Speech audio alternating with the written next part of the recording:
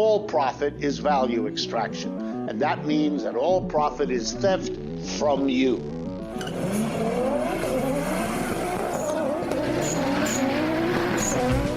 Corporate America is on welfare, and we've got to get them off welfare.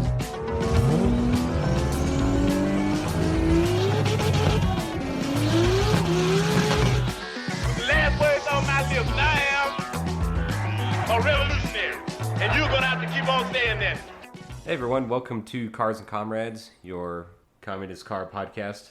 I'm going to edit this episode just so that I can make it be a communist podcast. A podcast. Yeah. Well, that was Brandon just now. My name is Bryant, and there's also Connor here today. How are y'all doing? Doing good. Yeah, I'm all right. Cool. So today we are going to be talking about some of the early exploration vehicles in Antarctica, both the American snow cruiser and the Soviet, let me get the pronunciation on this right, Kharkovchanka. I'm probably even saying that wrong. If I can figure it out, I'll put the Ukrainian and Russian pronunciation in here from someone who knows what they're doing. Kharkovchanka. Anyways, before we get to that, we're going to do some project car updates. And as usual, I don't remember what order we went in last time. Brandon, do you want to go first? Sure. It's been that season where I haven't been doing that much, so it's pretty easy to go over the things that I have done. I finally put together a carburetor for my van. I'm still missing a couple of bolts, which sounds like a big deal, but mostly I just need to go find something with a matching thread pitch and replace the one or two that I lost. Dude, I bought an ultrasonic to clean my carburetors with. Oh, I'm fucking in love. I bought this cheap Harbor Freight one, and I won't say it did a good job, but it did in 2 hours what it would have taken me 2 hours to do scrubbing it. So, that thing fucking rules. Nice. Yeah, I'm in love with the ultrasonic now. But yeah, so I did that. Hadn't really put it back on the van yet because, I don't know, I'm just not really all that enthusiastic lately. I've been driving the Cutlass every single day almost. It's been my daily driver. If I don't ride my bike somewhere, I drive the Cutlass. And the transmission is definitely on its way out. But other than that, the car's holding up pretty well. I got all the power steering fixed, so I'm not just spraying a quart of power steering fluid all over the engine bay once every 2 days. There was a good solid week and change, maybe 2 weeks, where I was had no power steering whatsoever and was just really having to muscle through it. And that era is over. And now, yeah, I went through, I don't have a right turn signal right now. I went through and fixed everything, and then after a week, that stopped working, so. Naturally. Well, I didn't realize that till, yesterday, and I haven't had the chance to fix it yet because I've been working a lot. And the only other thing is, my battery died, but not because of the battery itself. My alternator was going out. And now, for some reason, my alternator only works sometimes. But I have Interesting. I have a gauge that tells me when it's charging and what my battery's at. So if I ever get home and the battery's low, I just pull it out and charge it overnight. I'm pretty sure it's just a loose exciter wire, where literally the wire that tells your alternator that it needs to be charging. Yeah. Which, if anyone doesn't know, your alternator is not constantly charging. It is charging when it is being told to through some sort of feedback loop. I actually didn't know that, but it's very obvious as soon as you say it. Yeah, I mean, because it is technically a drain on power, it wouldn't make sense for it to be charging all of the time. Yeah. And also, all my friends think I'm crazy because I'll just pull in the battery and charge it overnight, but no further away than I work or ever really drive on a daily basis. You can get by off of battery power with no alternator for, 20, 30 miles. Don't ask me how I know that. I've seen people put what do you call it, a solar panel in their windshield to charge it when it's sitting, Well, actually, while we're talking about battery problems and the potential solutions to them, when I worked at AutoZone and I knew I was quitting, I was like, I have not... This segment has been cut for legal reasons. Classic. I have a free battery ready to go, and of course I picked the gold level one, not the regular one. I got the good one. So it's been sitting in the garage, and if I my battery goes out, I have a spare. Price is no concern, literally. Yes. So the key here is to solve my battery issues, I just have a spare battery. How I got it doesn't matter. Having a spare battery, very cool. Yeah. My alternator is right next to the power steering pump that was pissing fluid for 2 or 3 months. So I can't help but feel like maybe just getting coated in like probably a gallon of power steering fluid didn't. Which weirdly it squeaks a lot now, and I'm like, I know that the oil didn't degrade the metal or something. I don't know. Maybe What's squeaking? Oh, it might have. Yeah, it probably had something to do with it. It didn't do it any favors, but it's fine. It runs and drives. In spite of everything, I don't think any. The 327 in my van is the only engine I have that might start comparably easy to the Cutlass. It doesn't run for shit, but it barely takes any effort to get it to start, and that's considering some mornings it's 25 degrees or lower here, and I don't have the choke hooked up. Yep. Yeah, I mean, really, all I've done is just little tinker stuff here and there. I have made the executive decision to either before or when I do my engine swap, I am going to completely upgrade my front suspension.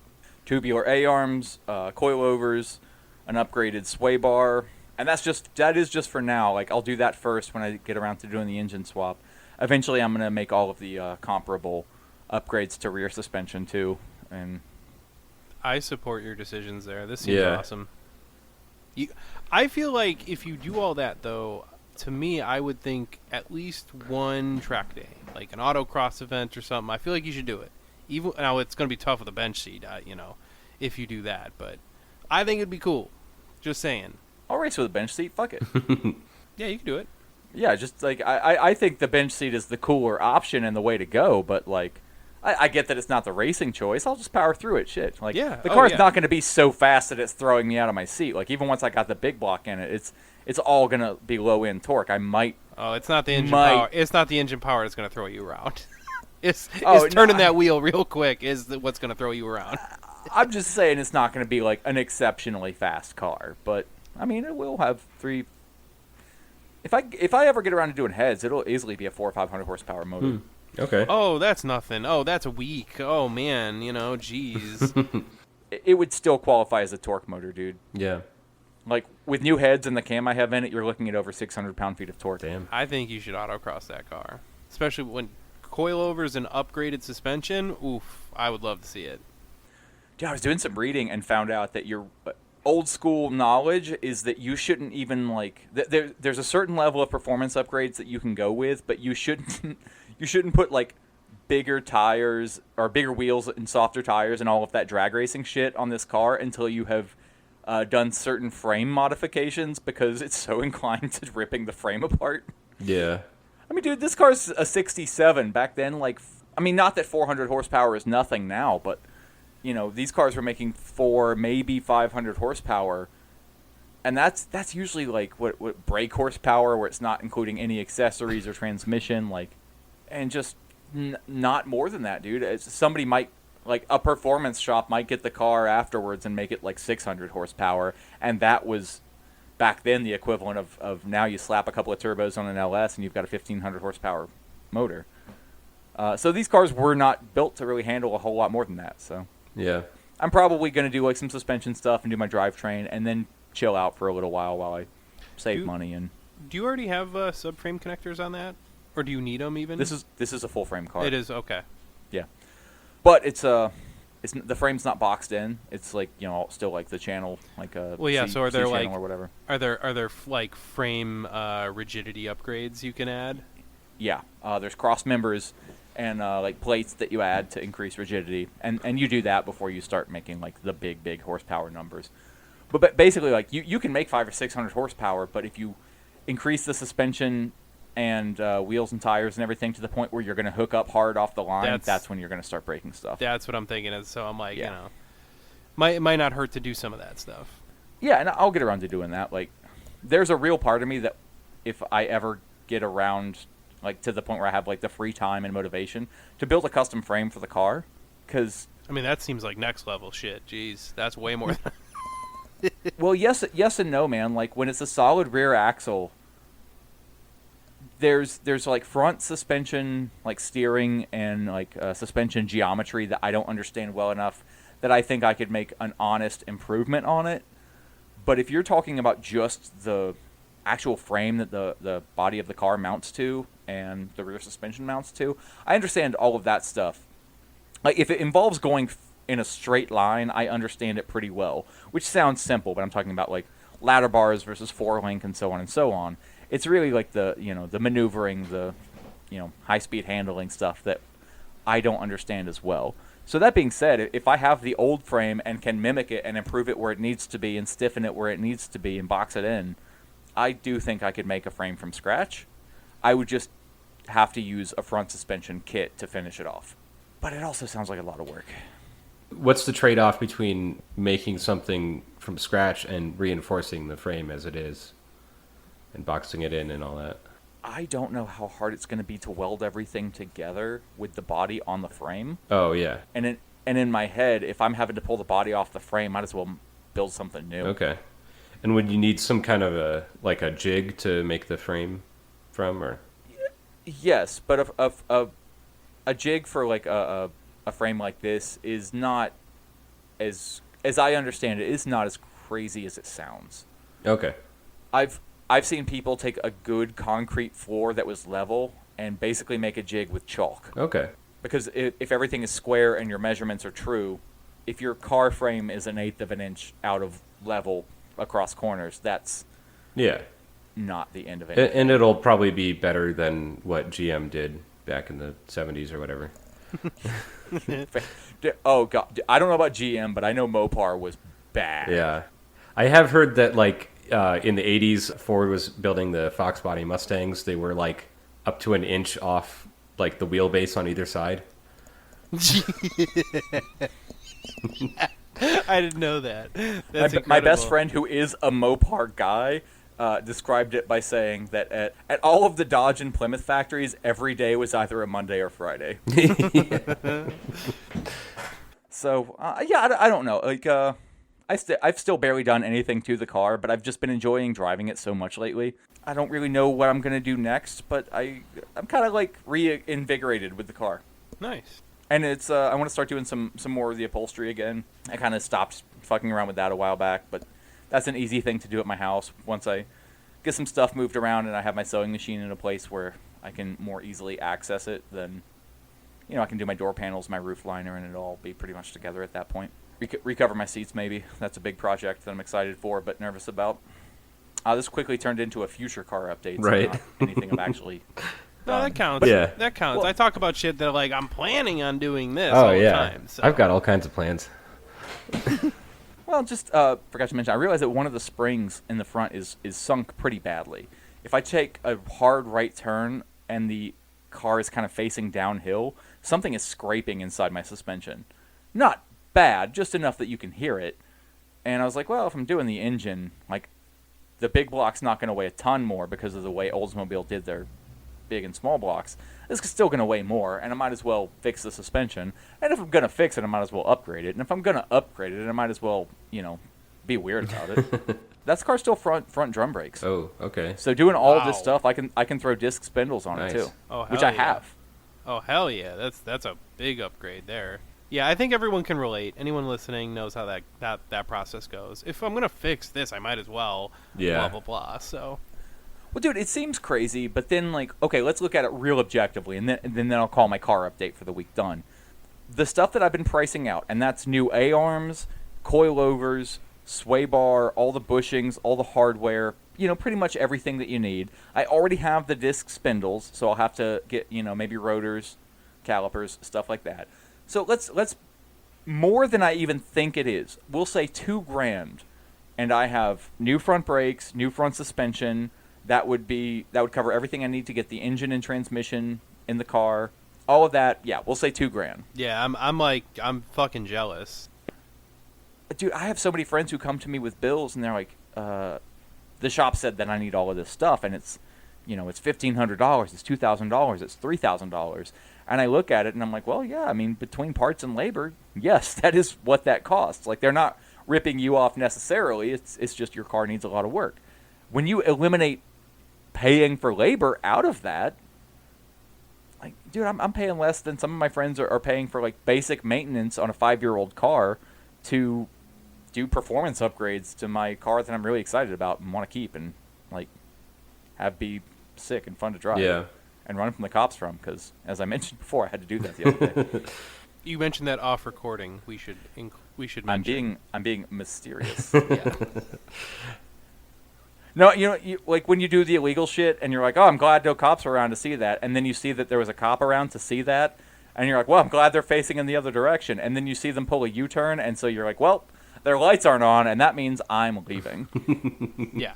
And you managed it. You got away this time. So, little round of applause for that. In one of two or three times ever, I could tell that the cop was about to pull me over and I got away. Usually I try and run and immediately I see lights. And if I see lights, I don't run. It ain't worth my license. Well, yeah, because you have a big fucking ID on your car. Yeah. That's usually the big problem, or it's very recognizable. Which, if you have a performance car, is usually also the case. So it's like, you're fucked. But as long as those lights aren't on, you can. I have a turquoise fucking A-body, and I was less than half a mile from my house, dude. Everybody knows where that car lives. Yeah. I was not about to do anything overly sketchy, but he was a few hundred feet behind me, and I was in my neighborhood, so I took all the turns that I knew I needed to make, and I got home. It was fine. Well, okay, all right. Also, since you told the story, I think you should also tell the next part of that. You ran from the cop, and then you went where? I went to a PSL meeting. If I got pulled over, I would have been late. Actually, I guess to add the extra layer of weirdness about my personality, I ran from the cops to get home and then got my bike and rode my bike to a PSL meeting. Nice. That's very funny. It's on par with the mornings when I'm like, ah, shit, my bike's got a flat tire. Guess I'll drive the muscle car. Yep, that's me. Brian, what have you been up to? Kind of a lot more than I wish I was doing. So I talked before about my Subaru, how I thought the turbo was going out. There's a little bit of play in the bearings and stuff. So on Thursday, went down to a place in the Denver suburbs that gets old Subarus and breaks them apart and sells them for parts, and got a replacement turbo. And when I was picking it up, I'm like, checked it over and I'm like, it's got a little bit of play in the bearings side to side. And he's like, oh yeah, they're all going to have that. It's the end-to-end play that you want to worry about. And I'm like, okay, you probably know more than I do, so I'm just going to trust you on this. And then Zach offered to help me, or I should say I asked, and he's like, yeah, sure, I'll come over and help you for a little bit on, swapping the turbo out. So we were doing that yesterday, and we got the old turbo off, and I'm like, this has just as much play in the bearings as the new one. So either there's a few scenarios of what happened. Either one, I got ripped off. Two, there's some other problem with the car. Or he was telling the truth and saying they're all going to have that. Yeah, or they're all just fucked, and I should have gotten like a rebuilt turbo or something. I don't know. But well, so I know you were having issues with the turbo. I don't. Again, I'm not a turbo guy. Yeah. I'd like to be someday, but that seems really complicated. Have you identified that that particular kind of play was actually causing your issue, or was it just more indicative of you're having turbo issues? You noticed some play, figured you should probably just replace it. Yeah, I mean, that was kind of my logic is the problems I was having was it would either not reach full boost or it would knock a little bit when it's getting up in boost. What would knock? So it has a knock indicator called fine knock learning, and that's basically if there's any knock events, it'll adjust the timing or the fuel to changes the timing a few degrees to account for that in the fuel spark map or whatever. And I don't know exactly what the number that it's giving what that's measuring. Maybe it's degrees of timing or whatever. But when I first got my intake manifold put back on and everything was running great, it was either 0 or 1. And now if I get on full boost, it's 3. I don't know what that was indicating exactly, but it seemed to be getting worse. So it could be like 3 degrees of correction. Right, yeah. And the other thing... I don't know if... I can't imagine like play in the turbine or whatever, and the bearings would cause... It wouldn't cause you to overboost so much that you would have knocking issues. I would think my assumption would be that you would have less boost because there's more resistance if the bearings wear. Yeah, that's what I would think. No, it was having less boost. So you shouldn't have more knock as a consequence of having less. Right. Boost. Yeah, I don't know. Theoretically, again, cars do weird shit. So Yeah. I don't.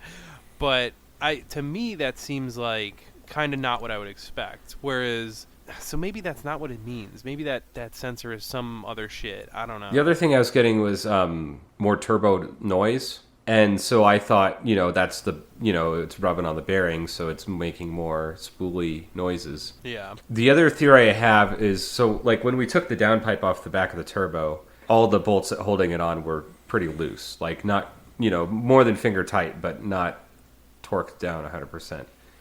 And, another theory is that maybe that rattled loose and there was a little bit of an exhaust leak. And that could have been throwing off the O2 sensor and just making more noise. But well, the other thing, did you end up actually changing the turbo or no? I did end up changing it. I haven't driven the car because I still need to button up a few other things. I'm going to do like an oil change and change the transmission fluid and a couple other things. And then... Excuse my ignorance, because I don't know when you buy a used turbo, does it come with like a new wastegate solenoid and all that shit? Or... no, because I'm wondering, like, if your wastegate solenoid was having an issue or was sticking a little bit, and then maybe that was causing like an overboost condition because that's old and fucked up, could that be maybe the cause of why it's having to pull some timing? I don't think so. I replaced... It's got a new wastegate solenoid as of like 2 years ago or something. Oh, okay. So, well, probably not that then. Yeah. The actual wastegate actuator, though, I just kept on the turbo. I'm not changing it. Yeah, no, that's what I would think you did. So yeah. Yeah. I wasn't sure if it came with it or not. The fuck is a turbo? But yeah, I don't know. I'll put it together tonight and see where it's at, and then I don't know where I'll go from here if it's not working properly. Maybe I'll just fucking stomp on it until it knocks a whole bunch and blows up the motor and get a new motor or get a new car. I don't know. I'm kind of frustrated right now. I mean, I've heard Zach talk about how easy a Subaru motor swap is, and he lives close to you, so just make it... Yeah, that's kind of... That's true. You could say, like, Zach, you could guilt him into it. Maybe he'll probably never listen to this, but be like, Zach, you were saying this was really easy. You could probably just pop over for like 20 minutes and help me replace this engine real quick, right? And then be like, you've said it on our podcast so many times, I assume that this is really easy and you can help me. That's what I would do.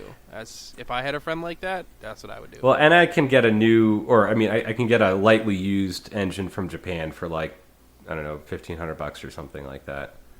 So you know what we should do as a future episode, which we'll probably never get around to doing because we never do when we make these suggestions? We should look into why is it that there's all these engines from Japan that have like suspiciously low mileage, and is that accurate? So I feel like that would be a fun episode to do. The short version of, or at least what I've heard, is that Japan has a lot of like laws that are to protect the domestic car manufacturing business there. And part of that is basically it gets a lot more expensive to register your car and insure it if it's older. So people will buy like a brand new car like every 3 years there or something like that. And so you only get... Whoa. They only get to like 60,000 miles or 100 kilometers or whatever that is. That's why I was like, why are they all like 50,000 miles? Yeah. Like someone's lying here, but okay. I feel like this has to be an episode at some point because that is fucking bonkers and very cool and weird and also so very weird. But I mean, there's enough market to export all those used cars around the world to... Clearly. Yeah. Huh. Okay. Hey, I'd like to believe that they're all 40,000, 50,000 mile motors too. So, I don't know if I'd be looking for an excuse to say that wasn't the case. Yeah. I'm just the asshole who pulls a transmission or engine out of a junkyard with unknown miles, and I'm like, hell yeah, this is fine. Yeah, I don't know. We'll see what happens. I mean, I mean, I guess I could go and buy another used TD04 off of Facebook or eBay or whatever. But I think what I'm going to do is take the old one that was in there and rebuild it, or just I like that. or just upgrade the turbo eventually. But I don't know if I really want to do that. I've said that before. Sounds like more trouble than it's worth for me at least. Bigger turbo. Yeah, build your shit motor. I'm a big fan of that. Yeah, that's all I've been up to. Connor, what have you been doing? Pretty much nothing. Yeah. Pretty much nothing. I'm gonna have a couple things to say, but I'm gonna try and keep this kind of quick. I have been doing very, very little on the car. In fact, we're recording this. It's what? Oh God, I don't know what the fuck. Mid-December, the 17th. Yes. So we're recording on December 17th. I still do not even have my snow tires on. No. So I've just been I've just been living dangerously. Like, fuck it. Now, part of me is just like, I would like to hit another drift event because they're running them on Sundays, and I'm like, we'll see. But I just haven't gotten around to changing the wheels over yet. Now, there's a lot less of a rush on doing that for me because I'm in a position where I don't need the car. I'm not super desperate to have a car for a little while because I'm going to have a couple weeks off of work in the next week because I quit my job and I got a much better job. But I also don't start that job for a couple, weeks after my current one ends. So I'm going to have some time that I can change the wheels over. And I suppose also if I don't need the car for a couple weeks, that's probably a pretty good time to go ahead and test fit that racing seat and see if I can actually live with that thing without a removable steering wheel. So that way I can either fucking sell it and get something a little bit more reasonable but still better than stock or whatever. Since that's just a project where it's like I don't want to take shit apart, especially knowing that I could run into some issues with that, which, long story short, I have a concern for one of the bolts with a bracket on the bottom side of a part of the car I can't get to. It's a pain in the ass. Anyway, point being, it makes sense, especially with my seat rails having to be kind of sort of custom fit and all that shit. It would be nice to have some time to do all that, and I'm going to have some of that. So, finally got a new, better job, and my old boss can suck it. I didn't give them a full 2 weeks notice.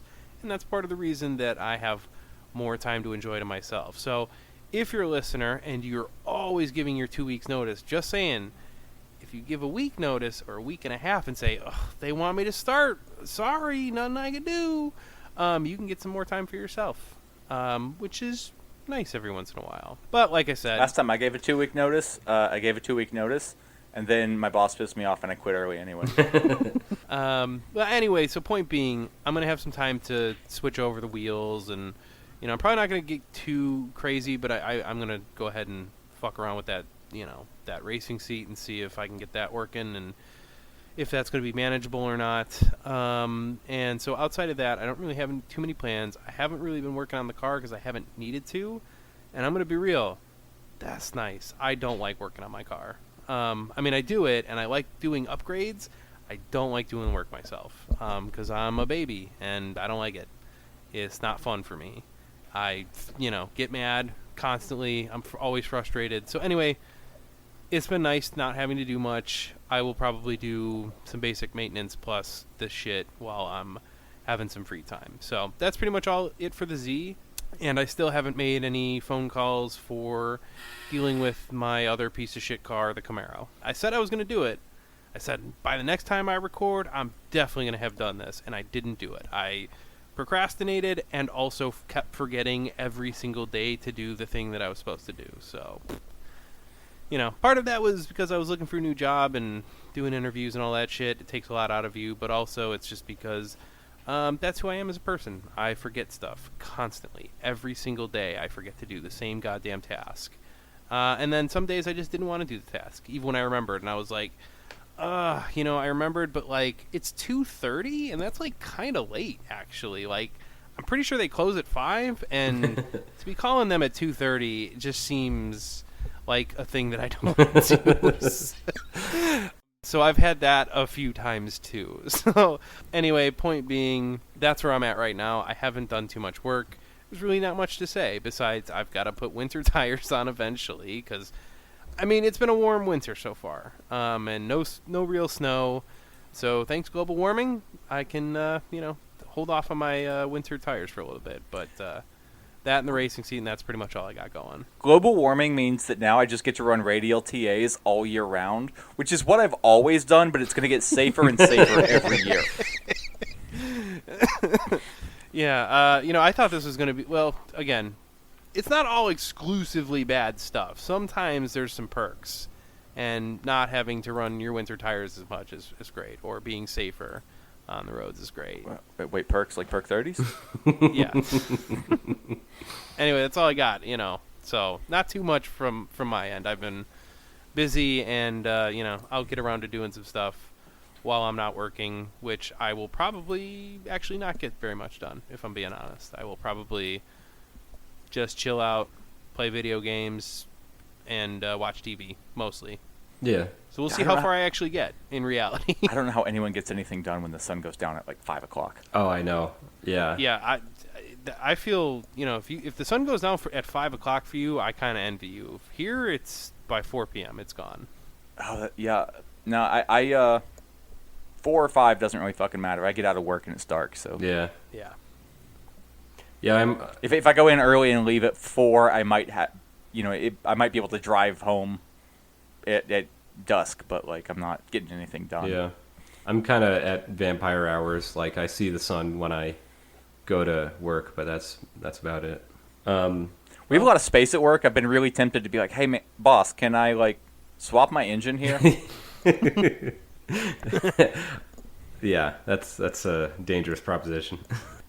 You don't know my boss. I think he would want to help. It's either going to be a hard no or a hell yeah, let's do it. Yeah.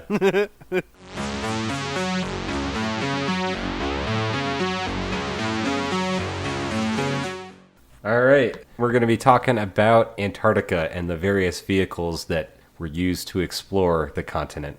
A little bit of background. Before the Antarctic Treaty of 1959 was signed, it was kind of a Wild West land grab kind of thing. And all these countries were building, bases and exploring different parts and claiming it as their own and whatnot. So it was like colonization if no people were there. Yeah, it was actual terra nullius. I think that's actually just migration. Yeah, it was. I don't know, setting up bases and stuff. That's not migration. They were just like, I own this land, and there luckily were not people there to be, colonized in that process. I mean, I think the goal was like to use it as a military base, basically. I accept that no one has ever said let's build an Antarctic base and it had like good intentions. I've seen the movie The Thing. I know what's going on down there. Yeah. So there's various expeditions with sled dogs and whatnot. The first that brought a car was in 1909. It was Ernest Shackleton's expedition. The car didn't run very well because, it's too cold and it didn't have a whole lot of traction. So 1909. Yeah. Cars in 1909 weren't the greatest. So they abandoned that and just stuck to the dog sleds. I'm surprised they tried it at all, to be honest. So they brought over this fucking rinky-dink ass little car. Like, this'll work. We'll be able to travel there. And it's just like, there's no roads, man. Right. What are you thinking? Even beyond that, I'm so curious, dude. It's 1909. That was running a carburetor. That was not fuel injected. Oh yeah. Oh yeah. Would it even start? I didn't during some times of the year. I couldn't find a lot about it, but just sort of a teaser on some of the later expeditions. They would sometimes have to light fires under the engines to get them hot enough to actually start. I'm not asking this sarcastically. Do they even run a radiator? They would usually block it off or bypass it or whatever. Or they would, for some of the later vehicles, they would basically be using all of that heat just to heat the cabin. So they'd have, basically a radiator inside the cabin. I could see running coolant, passages with coolant through them, just for evenness of heating, but not an actual radiator. Yeah. Dude, even in big trucks, Connor probably knows this. If you're in super cold weather, if you're far up north, you block off the radiator so it's pulling minimal air through. Yeah. Oh yeah, I had to do that. Yeah. I had to do that because it was this heat is not cold. I am fucked if I cannot get this thing to warm up. So Yeah.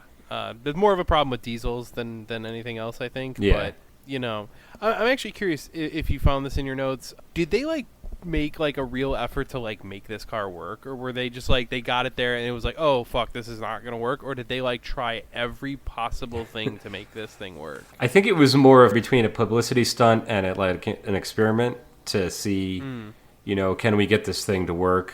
I didn't look into it in too much depth, to be honest, to see this 1909 attempt. But I mean, I could understand a million reasons why it failed. yeah. So. So, like, in the subsequent years, there were various cars and tractors and off-road vehicles that were used in the Antarctic. But in 1937, in Chicago, so a little local connection to you, Connor, the guy named Thomas Poulter started designing what he called the Antarctic Snow Cruiser. This is at the Armour Institute of Technology, which is now called the Illinois Institute of Technology. It's a private research college.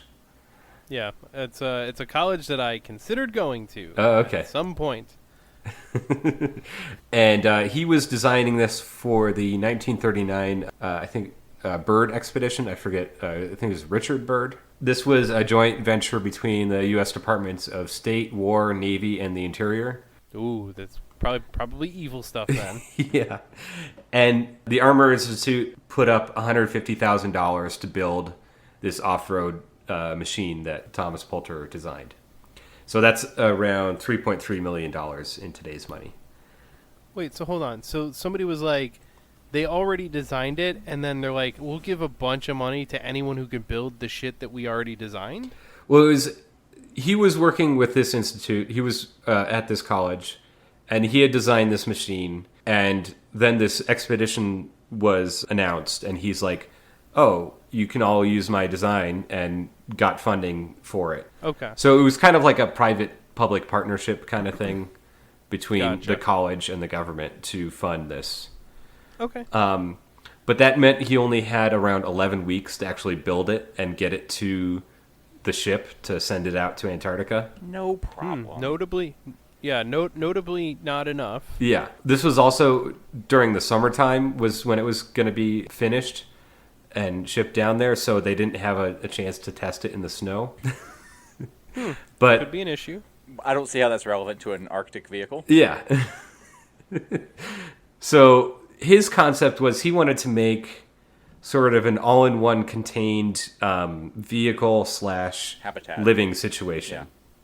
Well, you're not far off because they were going to haul a biplane on top of it.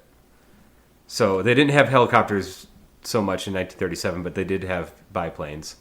So they had this plane on skis that would take off and land, and then they would haul it up a ramp onto the back of the vehicle and tote it around when they're not flying it. Wait, so you're telling me this plane's bi? Yeah. I can't help but wonder if, like, tying a fucking rope to it, it's already on skis, and just pulling it around maybe would have been easier than putting it on top. Yeah, I mean, guess that's extra friction, I suppose, but... this is one of those things that looks really cool on the cover of, Popular Mechanics, but as we'll see, it didn't end up so good. So he got 4 gigantic tires from Goodyear, and they're 10-foot diameter balloon tires. And the... Whoa, hold on, we gotta stop there. Yeah. 10-foot diameter tires? Yeah, so they're... Are you sure? Yeah. Why? 10... How did it turn them? Like, that's a lot. That takes a lot to turn that. This is 1937. Well, they had the whole Arctic to turn around. Yeah. It actually had a decent turning circle of 33 feet because the front and the rear could steer independently. So you could do four-wheel steering. Yeah, no bullshit. That's almost certainly less than the turning radius of my fucking drift car, but, which is a problem for the drift car as well. But yeah. No, I mean, like, to turn, like, a 10-foot diameter fucking wheel takes a lot of effort. It's not like turning some fucking 18-inch wheels. Like, that is an unfathomable... Connor is asking if this has power steering. No, not at all. Yeah, no, it has hydraulic steering. It has hydraulic steering and hydraulic suspension, so it can raise and lower on the suspension, right? How much can it lower? Enough for you to get in? Because that seems like you need a ladder to get in this thing. Well, it's like 15 feet tall, the whole thing. So this is a gigantic... It's like the size of a bus. It's 55 feet long, I believe. 55 feet long, 20 feet wide, 75,000 pounds. Okay, wow. I'm sorry.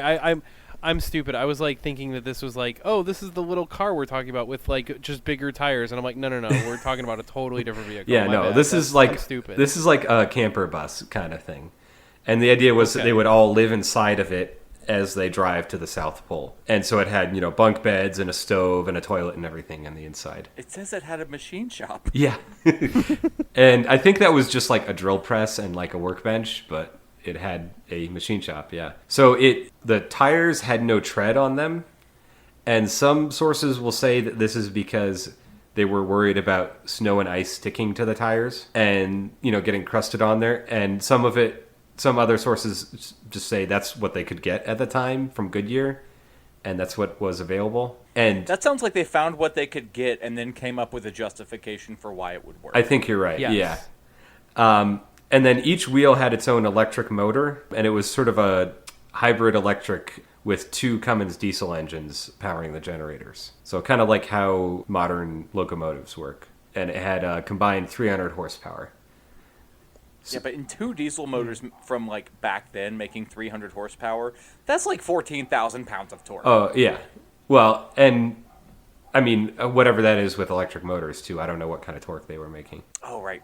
And it could reach a top speed of 30 miles an hour. Oh, that's pretty quick. So they had an insulated cab with living quarters for up to 5 people. They had a small galley/dark room and a machine shop. And then they had a sort of tapered tail section where they kept 2 spare tires. It could carry 2,500 U.S. gallons of fuel with another 1,000 gallons for the airplane. So this... I would drive that to work. Yeah. So this was built at the Pullman Company near Chicago, and then they decided to drive it all the way to Boston Harbor to ship it out to Antarctica.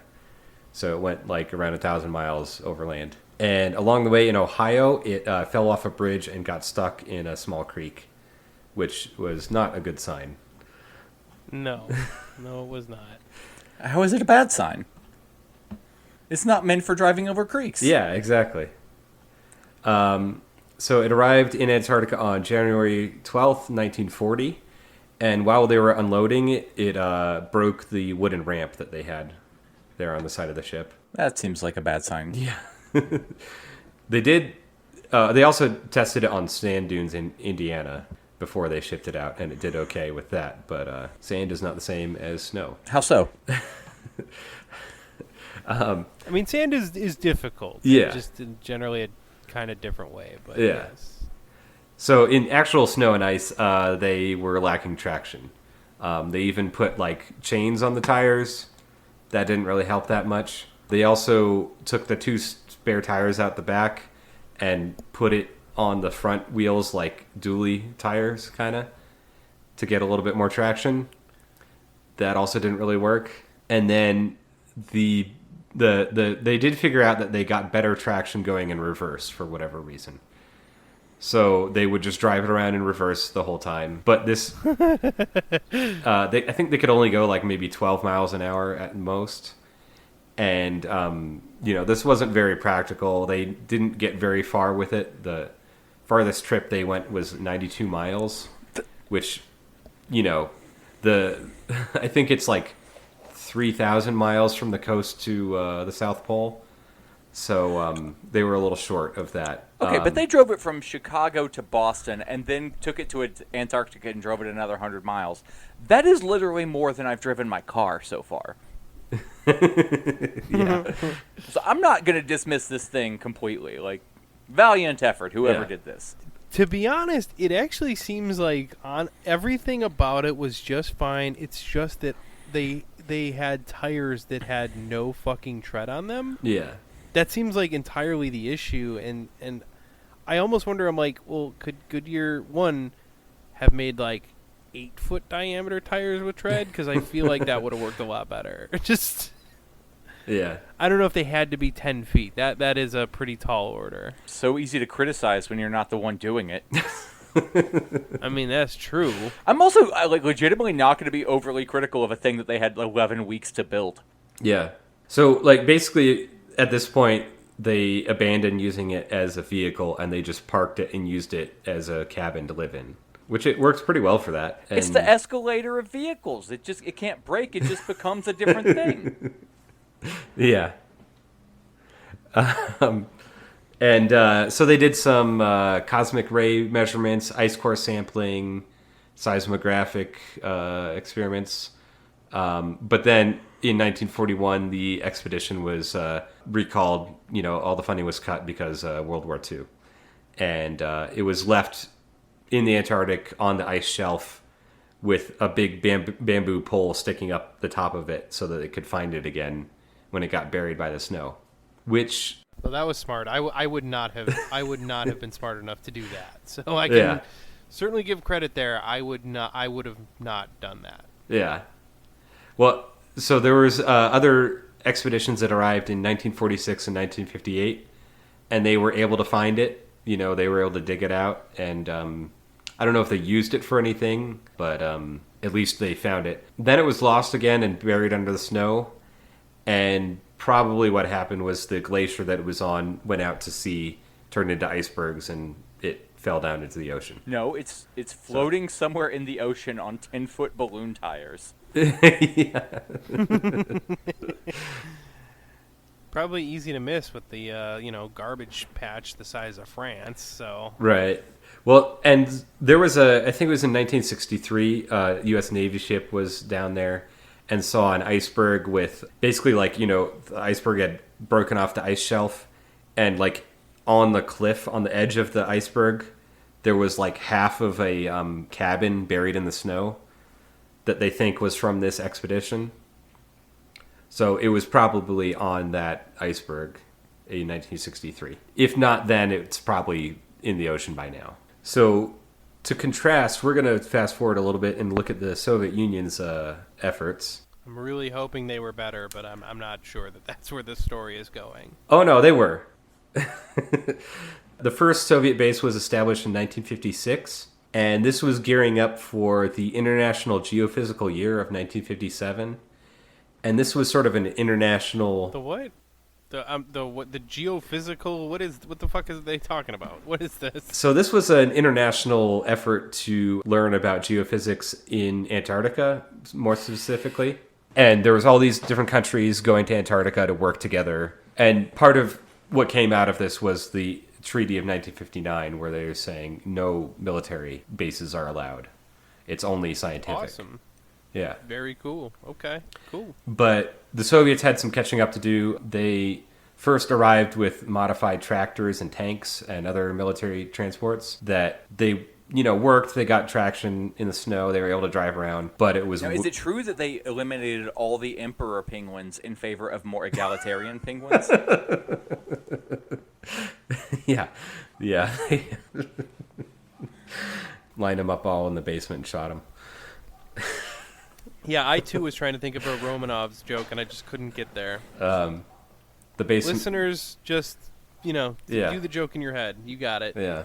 So the problem with these vehicles was they weren't insulated very well, and people were cold in the cabs.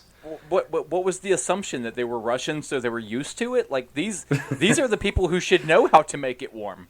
I'm going to be honest. That does seem like a fair assumption, actually, that they probably would be more used to it than I would, for sure. I mean, with their regular winter jacket should be enough to hold up to it, right? I mean, I'm stupid, by the way. I actually don't know how cold Antarctica is compared to Russia, which is fucking cold. The lowest number I saw that they encountered was negative 92 Fahrenheit. That's too much. Yeah, that is entirely too much. Yeah, I'm gonna say some psycho shit right now. One time where I live, it got to negative 25, and I took a recreational walk because I was curious what that felt like. Yeah. And if I can do that in negative 25, the Russians can figure out how to combat negative whatever else it was. Yeah. But my beard froze over. I mean, they figured it out. Oh, I hate walking the dog in the winter because my entire mustache is fucking icicles that hang over my mouth. It's really unpleasant, and they kind of hurt if you pull on them. My mustache fully froze to my beard, and it literally looked like just icicles. Yep. So one of the first vehicles they used was called the ATT, which in Russian... Oh, from Star Wars. Yeah. In Russian, it stands for Heavy Artillery Tractor. And this was basically a T-55 tank chassis with truck body on top of it. I want that. So, yeah. Let me, it looks pretty fucking sweet, I gotta say. And because of the era, I'm sure it was like a Model T truck that was plopped down on this tank chassis. It was like a 1940s, 1950s style Soviet heavy truck cab. Yeah. Oh, that's actually really cool. Yeah. Okay, I like this. This is cool. And so, like, they got rid of all the heavy armor stuff and basically just had... They also moved the engine to the front, whereas on the tank it's in the rear. Yeah, I would drive this to work. Yeah. So these were built in a factory in Kharkov, Ukraine. Again, apologies if I'm mispronouncing that. They weighed 25 tons each. And I don't know what their, like, tow rating was or anything, but it was a lot. They were basically built to haul around, like... howitzers and pull tanks out of ditches and stuff like that. And in this negative 92 Fahrenheit weather, the diesel fuel would freeze solid. I bet. You could cut it with a hacksaw, like that solid. Oh my god, I'm used to hearing about diesel fuel gelling up, but I've never actually heard about it freezing solid. Yeah. Okay. Yep. Oh man. So they would have to light fires under the fuel tanks and the engines to thaw it out. That seems... I wouldn't want to be the person lighting the fire under the gas tank. I feel like I'd be like, guys, I don't know if this is smart. They're Russian. They were too drunk to care. I don't know how much they were actually drinking out there, but there was a British guy who was involved in one of these, I think in 1957 in the geophysical year, and he called his memoir Vodka on Ice. So I'm thinking there was at least some drinking there. I mean, I figure their water probably all froze, so they were just stuck with, like, vodka, which wouldn't freeze until much, much lower temperatures. My assumption is that them being Russian, they were drinking constantly and never drunk. Yeah. A nice pint of vodka for breakfast. So in this expedition, when they were establishing the Vostok base, which is sort of halfway in between the coast and the South Pole, they were getting up to 9,800 feet in elevation. Oh, wow.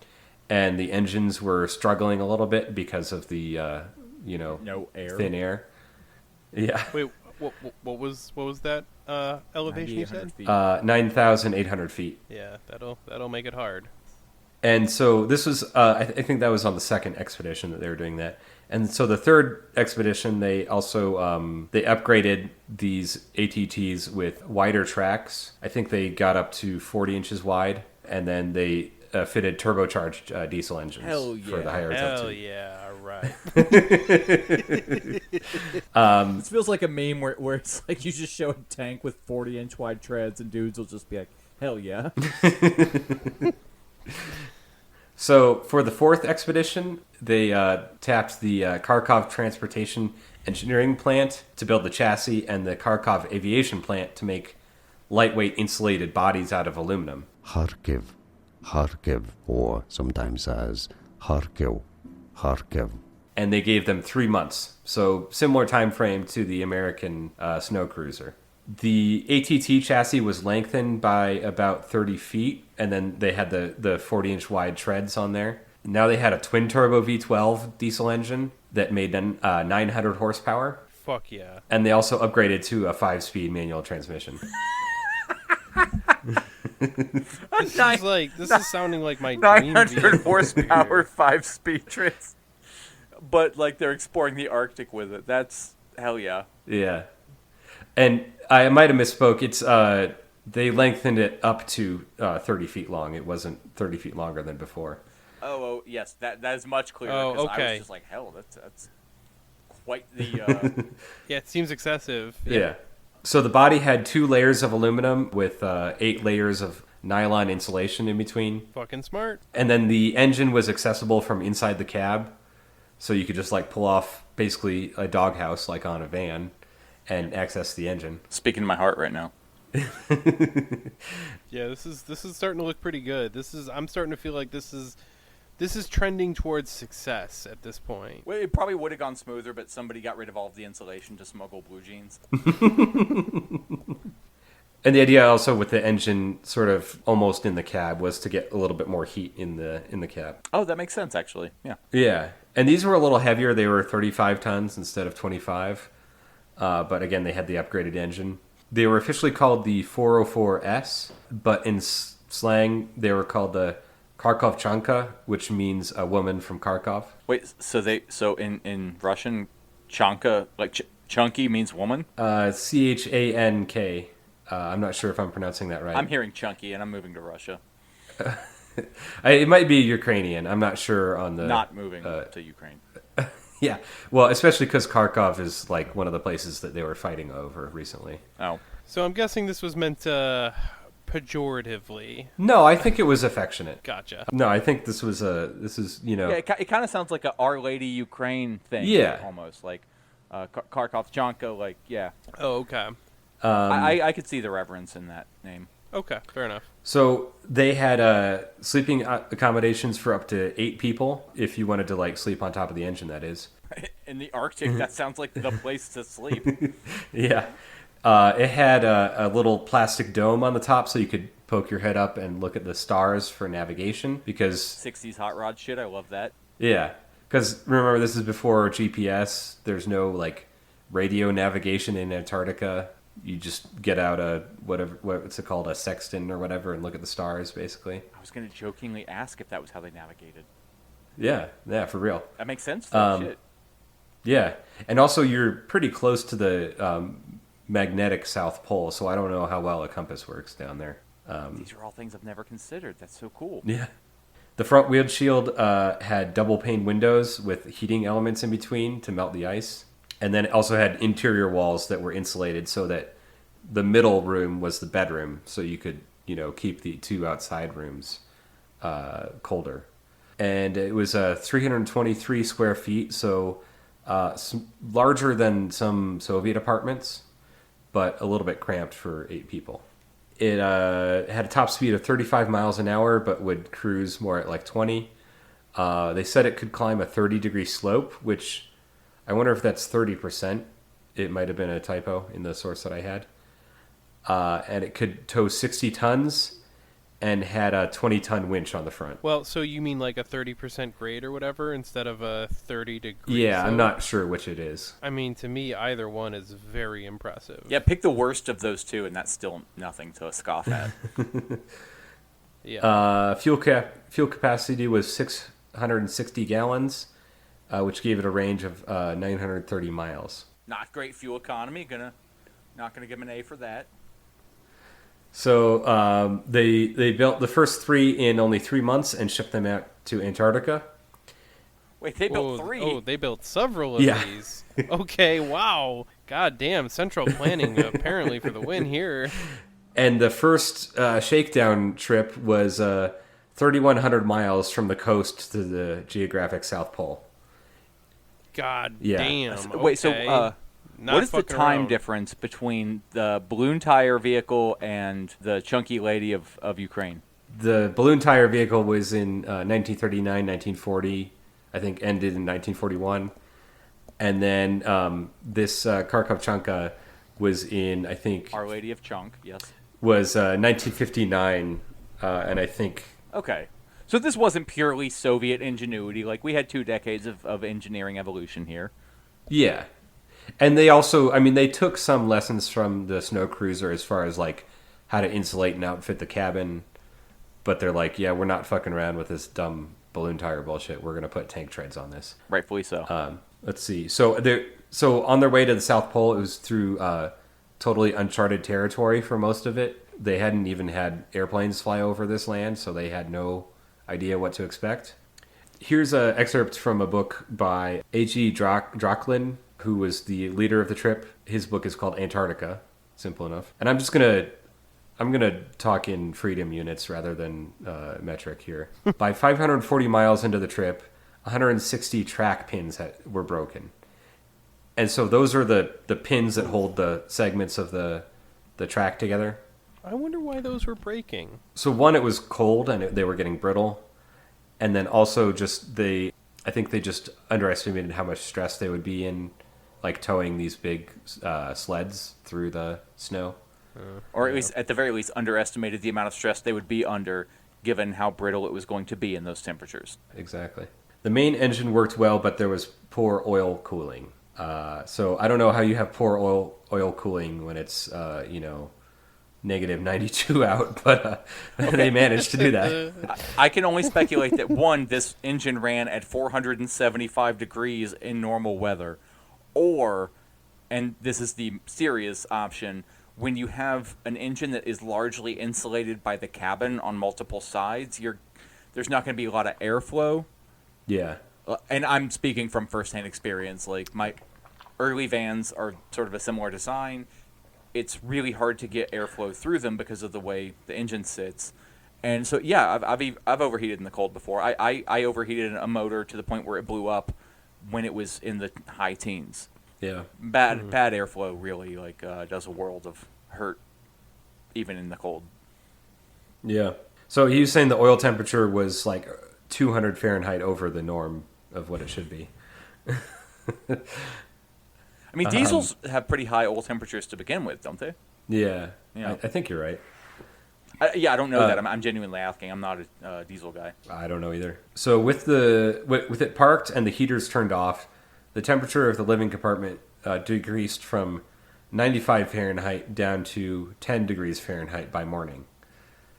So It was 95 in So there? that insulation. So yeah, with the heaters running, they could get it up to 95, but then once they turn that off, it goes down pretty quick. They should have just routed the oil lines through the cabin. It would have solved two problems. Well, I think they fixed a lot of this on the second iteration, but this was rough draft kind of thing. Also, I feel like you skipped the, to me, the biggest Yeah. shortcoming. And that's kind of a joke, but the biggest shortcoming being the average speed they were going. Not great. I forgot what it was like. So it says right here, the average speed was in the range of 2.6 to 3.7 miles per hour, Yeah. which is not super great. To be fair, they were probably over pretty aggressive terrain, but, Yeah. that's Yeah. slow. I feel like I'd be pulling my hair out. Like, can you imagine looking out the window and just seeing a field of white and you're going 2.5 miles an hour through it? Have you ever walked 3 miles, 2 or 3 miles, and then hiked 2 or 3 miles and thought about the difference? Yeah. It's not comparable. Like, a 2 or 3 mile walk I guess is that's fair. easy and casual, and a 2 or 3 mile hike is something. So if you're steadily That's true. maintaining 3 miles an hour through the fucking Arctic in a tank, that actually does not seem bad to me. Yeah. Yeah. That's fair. Also, I feel like the joke that Connor missed, but was a Connor joke, is that you're saying they improve all of this on the second iteration, but how could they have improved on it without the profit motive? Yeah, they weren't incentivized to do that. That's true. I forgot to put my libertarian hat on. I've been arguing with libertarians on Twitter, so I should be able to do it easily enough. But Now, see, that's the exact thing, is that the only way to argue with libertarians is to turn your brain off, so you're just Yeah. not used to even thinking. Have a couple more drinks and then Yeah. you'll be in prime shape. And then you find out that your booze was made by libertarians, so it just has methanol in your blind now. yeah, no regulation, man. So the fuel consumption was around 3.5 to 4.5 gallons per mile. They also, because the engine was sort of in the cab, that would leak a little bit and they'd get diesel exhaust in the cabin. So they'd get like soot all over them and stuff. Oh yeah, that sounds gross. That sounds awful. Yeah. I bet they slept so good, though. Yeah. Well, they also had to leave the engines idling a lot more because, it would cool off at night. Like, they slept really good, they just didn't choose when they would fall asleep. Right.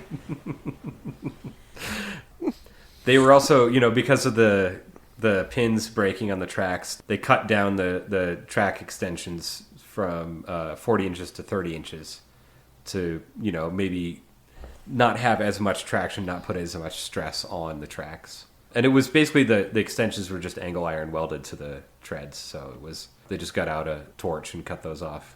Fair enough. Okay. One of the vehicles broke its transmission, and they had to swap it out in the field. Been there, done that, yeah. When it was negative 67 Fahrenheit. Nope, never done that.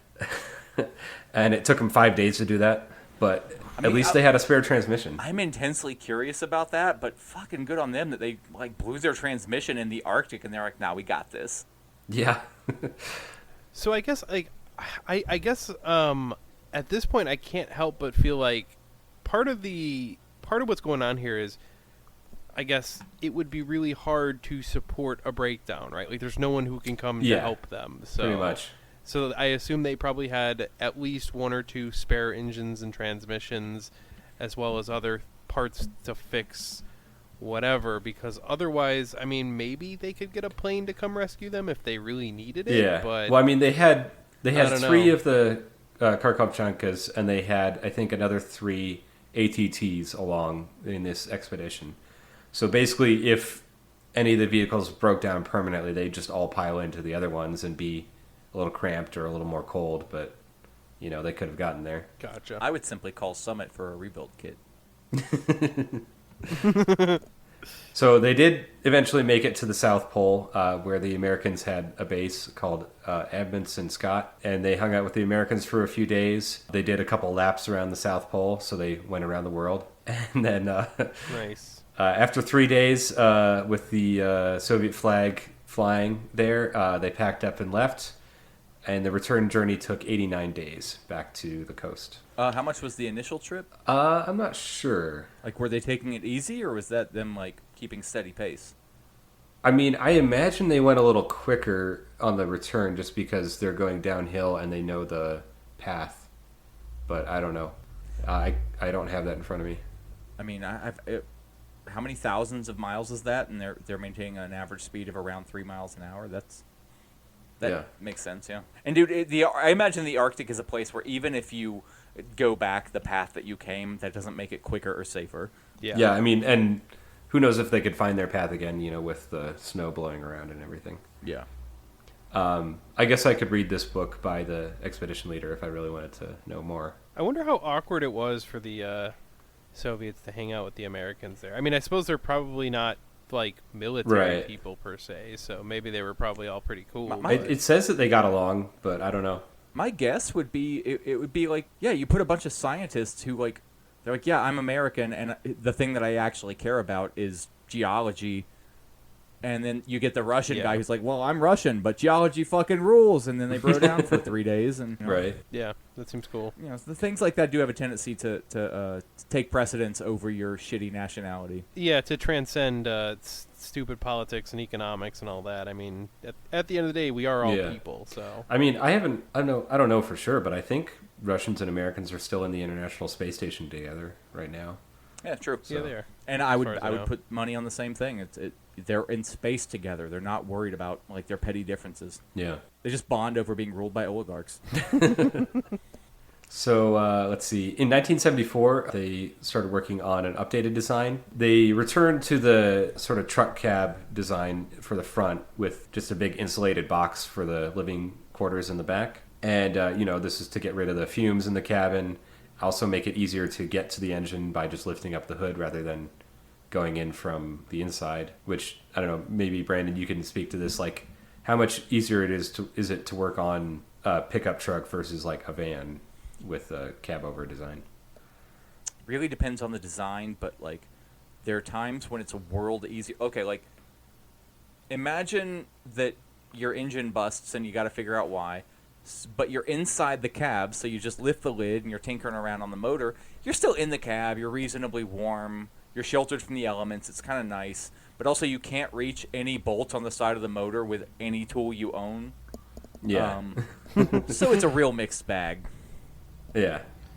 Yeah, I feel like I wouldn't want to be in the, negative 70 or 80 degrees to fix some shit. I feel like that would be worth. Like, I'd rather deal with some other headaches that come from a cramped engine bay or what have you, rather than being outside and like, okay, well, it's negative 90 out. Let's just real quick go and swap this engine or fix this shit. I feel like I would rather be in the cab where it's 10 degrees Fahrenheit than negative 80. My thought is simply, if you're building a vehicle for Arctic exploration, why do you, I could come up with a relatively simple design where it's like cab over engine but still very accessible.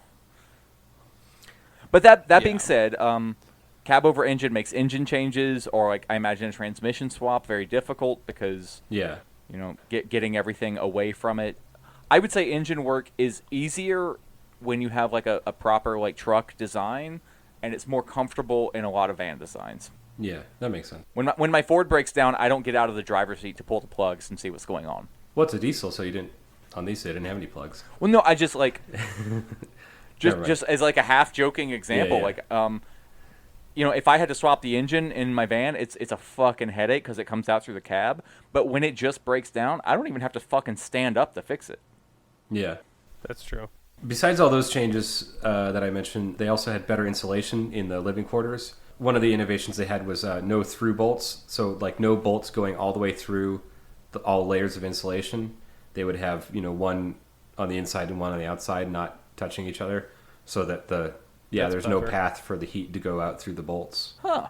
I would not have ever considered that. I wouldn't even think that would make a huge difference, but I guess when you're talking like negative 70 and 80 degrees Fahrenheit, that's probably a thing. They also had an auxiliary generator that would Generate auxiliaries. give them it would provide electricity and heat while the main engine was shut off, so they could save fuel and wear on the main engine. So kind of like I think a lot of semi trucks that have sleeper cabins have a similar kind of deal. Yep. Or like RVs or whatever. So and these works pretty well, but in the 1980s they were working on a third generation design based on the MTT military tractor. But they never built that because of all the financial problems that the Soviet Union had in the 1980s, and it was totally abandoned in 1991. I would rephrase that slightly to say because of all of the financial problems that the U.S. caused the Soviet Union. Yeah, that's a better way of saying that. Either way, there was the illegal dissolution of the Soviet Union, and the Russian Antarctic mission didn't have access to Kharkov in the Ukraine to build their Kharkovchankas. So they used another military vehicle called a Vityaz DT-30, or I'm skipping ahead. So Kharkovchanka number 22, so this is the first design, the boxy one, was in service up until 2010, and then it was sat for a while, and then in 2015 they restored it with its original Soviet livery and parked it as sort of a monument at Progress Station, the Russian base there. Very cool. I'm surprised it was operational till 2010. Yeah. That's actually really that's pretty impressive. Now the last one of the second design, the 1974 design, was in use up until at least 2018. Wow. Yeah. And this is when they replaced them with the Vityaz DT-30. Are we actually learning anything from Antarctica? I don't know. I mean, they're looking at penguins and seals and whatnot. I'm sure they're doing something important, but I don't know. Yeah, but you don't have to go to the pole for that. That's the coastal. Like, no, I'm. That's not being difficult. Like, Yeah. Those animals do not migrate to the pole.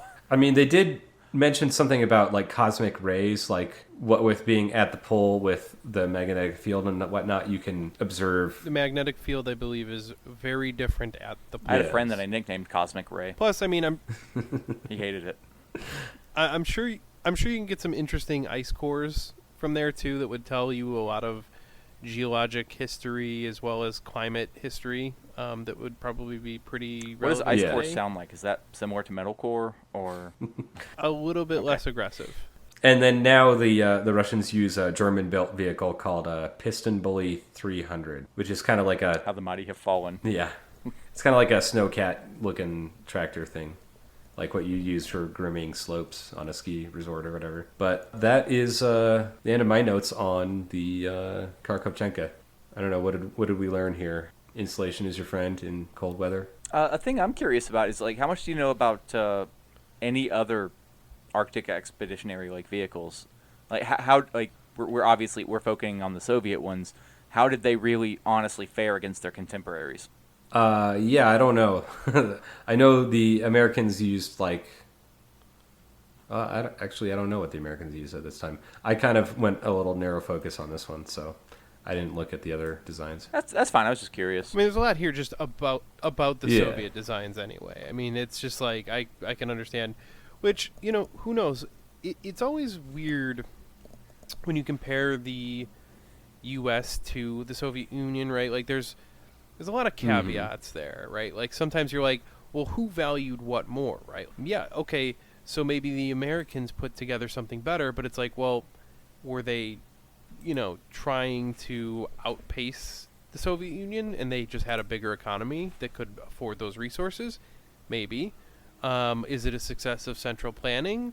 Is it a success of just their cooperative nature instead of competition?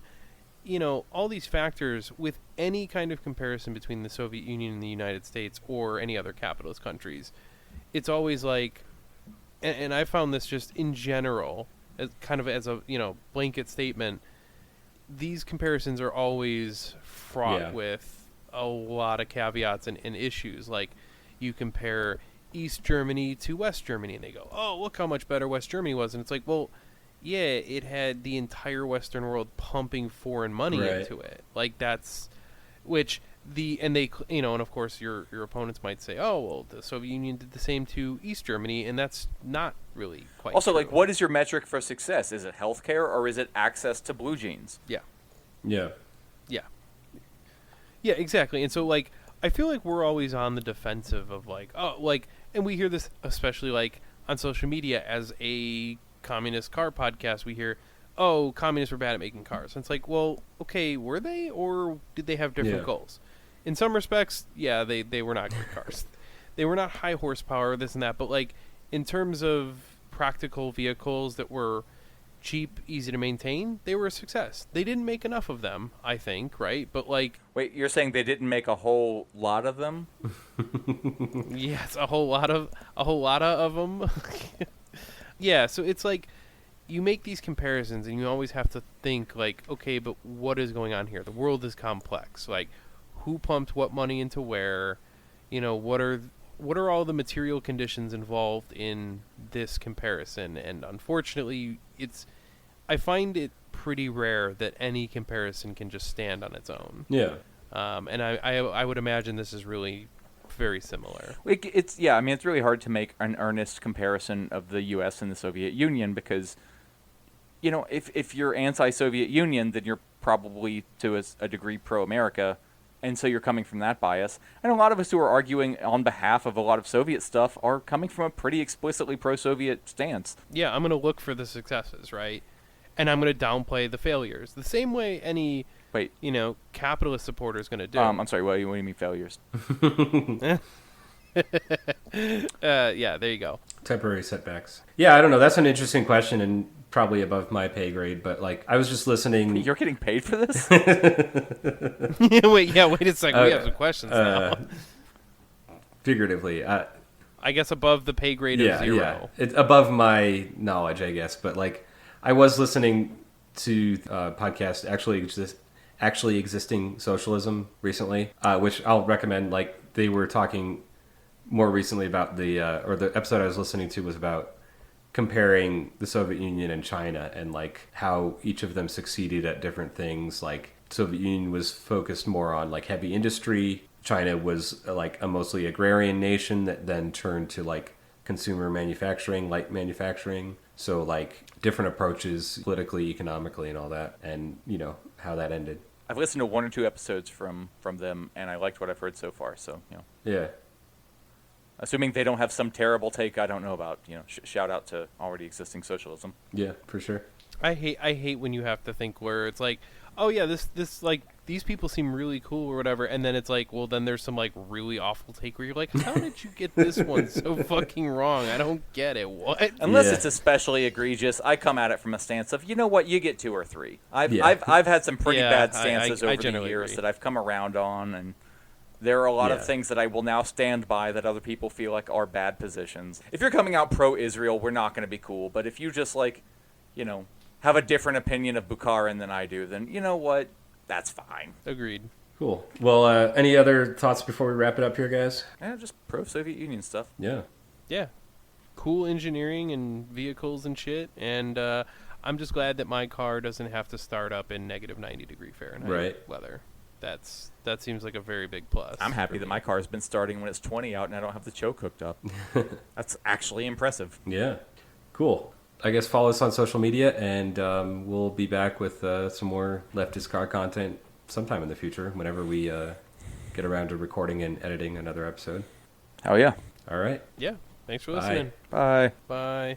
We gonna make you fight fire with fire fists. We make you fight fire with water fists. We gonna fight racism, not racism, but we gonna fight in solidarity. We said we're not going to fight capitalism with black capitalism, but we're going to fight it socialism.